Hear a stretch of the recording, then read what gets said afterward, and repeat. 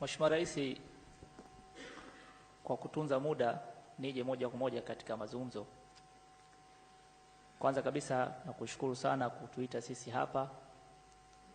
Sisi tulikuwa nasema kwamba huyu rais aliyekuja ana sifa za Saidna Omar, moja katika makhalifa wakubwa baada ya Mtume sallallahu alaihi wasallam. Alikuwa akiongoza Uislamu. Yule alikuwa mtetezi wa wanyonge.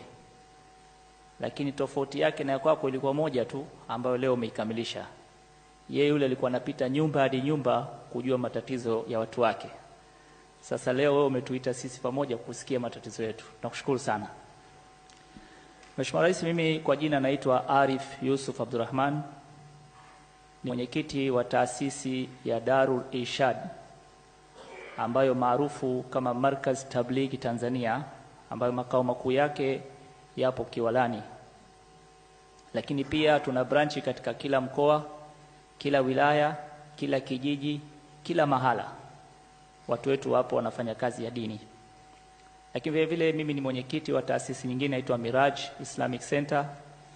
Taasisi hiyo inafanya kazi ya kujenga misikiti pamoja na kuchimba visima. Lakini vile vile mimi ni mwenyekiti wa taasisi inaitwa Abdullah Aid. Taasisi hiyo inasaidia watu waliokuwa wana shida mbalimbali kama kuwanunulia vifaa ambavyo vitawaendeleza katika maisha yao. Alhamdulillah tunafanya kazi vizuri, ila kuna changamoto ambazo tunaziface. Katika taasisi ya Darul Irshad Islamic Center, kazi yake kubwa ni kufanya kazi ya kulingania. Yaani sisi tunafanya kazi ya kuwalingania watu, kuwaelekeza kwa Allah, kwa Mwenyezi Mungu wetu. Na taasisi hiyo inafanya kazi kwa Waislamu tu kupitia misikiti na madrasa. Hawa walinganiaji wanakuwa ndani ya nchi, wananchi wa Tanzania ambao sisi tumewasomesha vizuri kwa kufanya kazi hiyo kupitia mashaka wetu. Lakini vile vile walinganiaji wengine wanatoka nje ya nchi. Makundi yanaitwa makundi ya tablighi. Watendaji wako wengi wanajua kundi hizo. Sasa changamoto tunayopata ndani ya nchi ni kwamba walinganiaji wale wakiwa katika sehemu fulani, ama mkuu wa mkoa au mkuu wa wilaya au taasisi za serikali ambazo zinakuwa kidogo wanapata wasiwasi, tayari wanahusishwa na ugaidi. Hasa mpaka kuja kuwa clear inachukua muda mrefu sana. Utakuta mkuu wa mkoa anatoa defender, anajaza mafuta ya serikali, anatoa na escort, anawabeba huko katika mkoa na kuja kuwarudisha Dar es Salaam kwamba hawa mimi siwataki katika mkoa wangu, magaidi hawa, fukuza. Tushafanywa namna hiyo. Nikamlalamikia Mheshimiwa Jafo, namshukuru sana, akanipa namba yake, akaniambia wakati wote kitokea jambo kama hilo utaniambia. Na changamoto nyingine tunapata, mashaikh wanaotoka nje ya nchi. Hao kuna mataifa ambayo yanatakiwa apate visa on arrival. Alhamdulillah, kama tuliwekewa utaratibu kutoka kwa Commissioner General tupitie Baraza Kuu la Waislamu Tanzania BAKWATA, tunachukua visa zao kupitia kwao.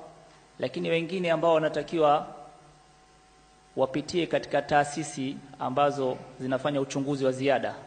Sasa huko kwenye uchunguzi wa ziada huko inachukua muda mrefu sana, mpaka wale viongozi ambao wanataka kuja wanamaliza likizo zao wanashindwa kuja katika nchi yetu. Hivi na makundi ya sokungwa 18 ambayo yanataka kuja katika Tanzania, lakini dokumenti zao zimekwama katika taasisi hizo. Baada ya uhamiaji taasisi inayofuata, tukienda uhamiaji nakwambia imeenda kwenye taasisi nyingine. Hiyo taasisi nyingine tumefuatilia ofisi zake pale Ocean Road, nikamwona mtu mwenye cheo anaitwa GSO. Nikamfahamisha, akaniambia atajishughulikia, lakini bado tumekwama. Sasa Mheshimiwa Rais, tunakuomba kwa fursa hilo tupa changamoto hizi utuondolee. Sababu kazi kubwa inafanyika ya doria za kiroho. Tunatengeneza watu wanamuogopa Mwenyezi Mungu, wanaacha maovu. Wako watu wavuta bangi, wako watu walikuwa na walikuwa napiga masindano ya kuvuta ya unga, wako watu walikuwa majambazi, lakini kwa kufanywa dawa, kwa kulinganiwa kwa Mwenyezi Mungu, basi wamebadilisha maisha yao. Watu wengi sana wanajua tablighi ni nini katika nchi. Taasisi nyingine ya Miraj Islamic Center, mimi vile vile ni moja katika staff wa airport.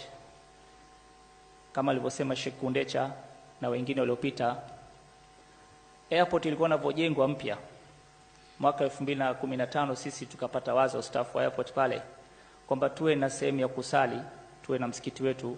Maana msikiti upo pale terminal 1, lakini terminal 2 hakuna msikiti. Hii inazungumza kwa wasindikizaji, arrival pamoja na mastaff waliokuwa pale.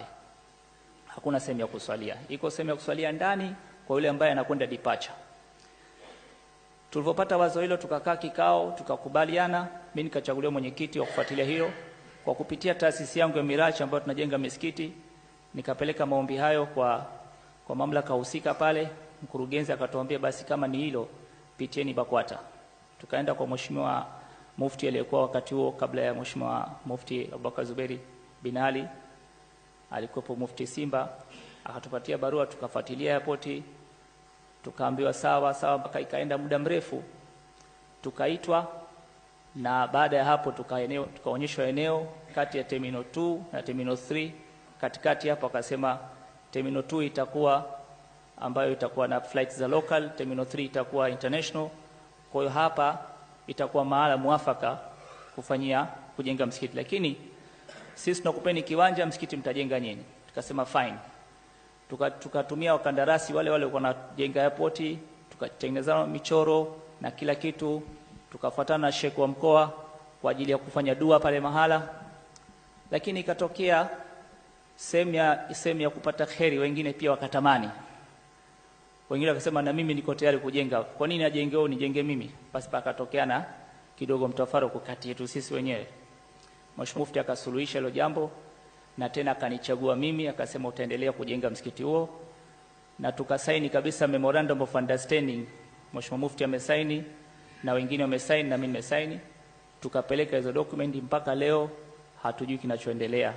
Mheshimiwa Rais, tunakuomba kwa heshima zote utusaidie jambo hilo kwamba liweze kufanikiwa. Kama kuna changamoto yoyote inatakiwa ijengwe msikiti na kanisa, sisi tuko tayari kufanya yote hayo.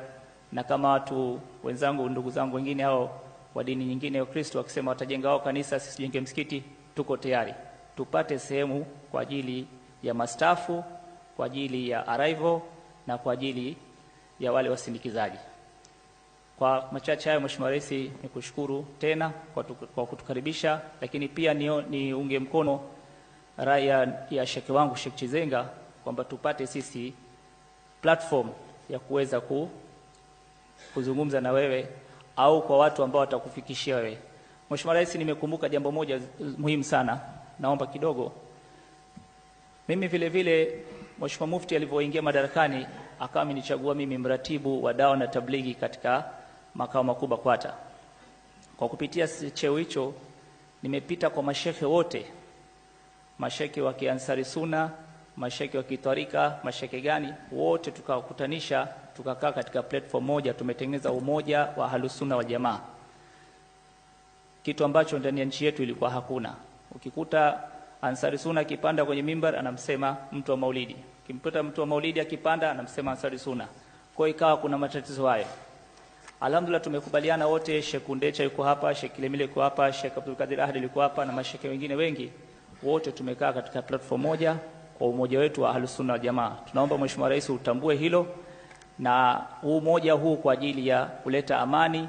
Zile vurugu zote za kusemana zote zimekwisha.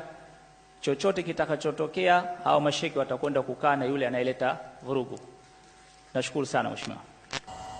Mlioyasema ni muhimu sana, na ndio maana nawapongeza sana viongozi wa dini. Kuna mashehe hapa viongozi wa taasisi, katika kazi moja wanazofanya wanatangaza dini, lakini pia wanachimba visima vya maji. Taasisi gani hapo ilizungumzwa? Ndio mnafanya kazi nzuri. Na mimi niwaombe viongozi wa dini wote, hata katika sadaka zenu mnazopewa 10%, chimba hata kisima kimoja hapo kanisani au msikitini.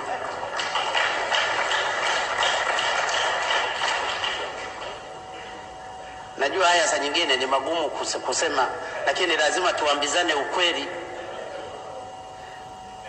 Waje waumini wako kwenye kanisa au msikiti, wanakuja kuswali au kusali, hakuna hata maji ya kufungua, wakati sadaka zote unakuwa umechungulia wanapoweka hivi, unaangalia. Na na nawaonaga wachungaji na viongozi wa dini, mashehe, huwa mko macho kweli kwenye kile kikapu cha sadaka kile kinachowekwa, na maaskofu hivyo hivyo na mapadri.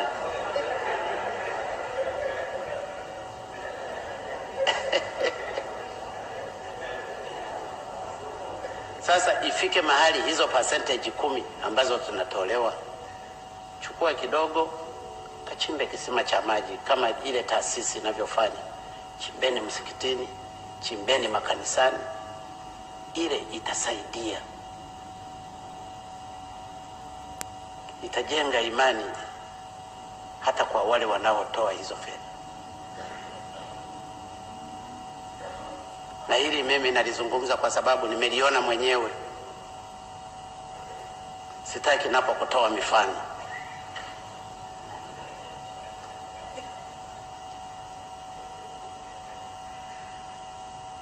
Lakini